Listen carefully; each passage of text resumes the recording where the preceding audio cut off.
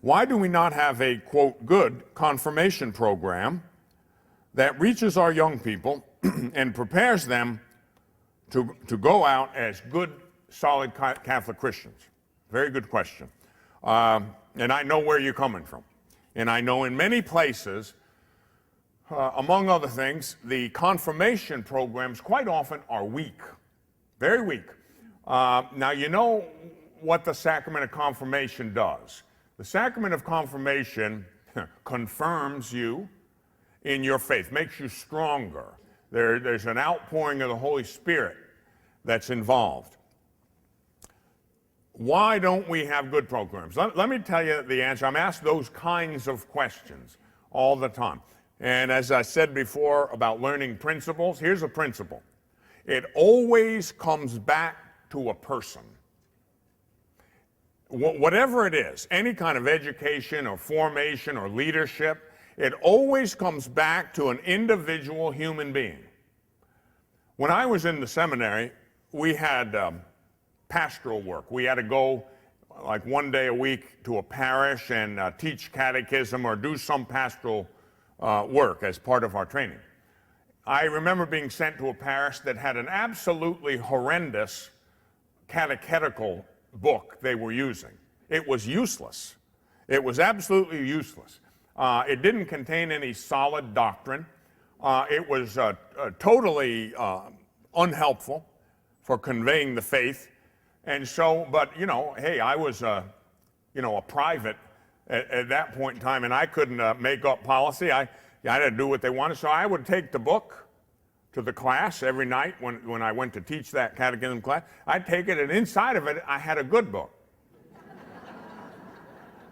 You have to adapt and improvise, you know. Inside that, I had a good book, and I would teach from the good book. Now, you can take a good book, including the good book, the Bible, and make a mess of it. It depends on who's using it, you know. It's the individual. It always comes back to an individual human being, and that's a function of, well, in the church anyway, state of the soul. Your spiritual life, your training, whether academic or spiritual or human, the leadership qualities and elements that I talked about last evening, all those things come together.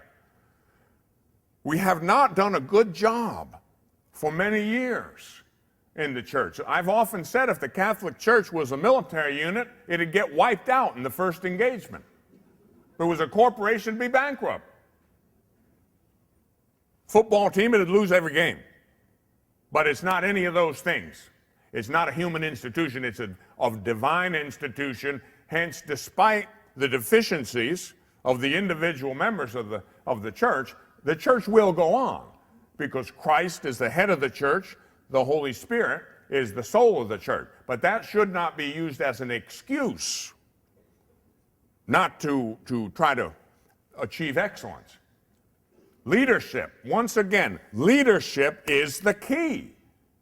If you've got a strong, good, solid bishop, and he's providing programs and directives, and he's not afraid that he's going to anger some of the priests or some of the parishioners, you know, leadership's a lonely place.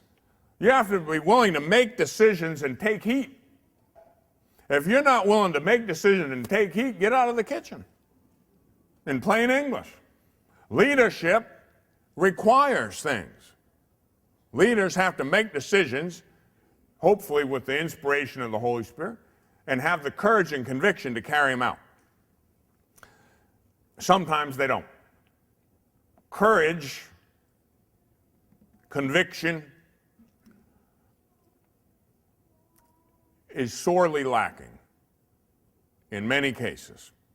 And we take the easy way out because we don't want to pay the price. So long as that's the case, we will have nothing more than mediocrity. We will never have excellence, and without excellence, you cannot win.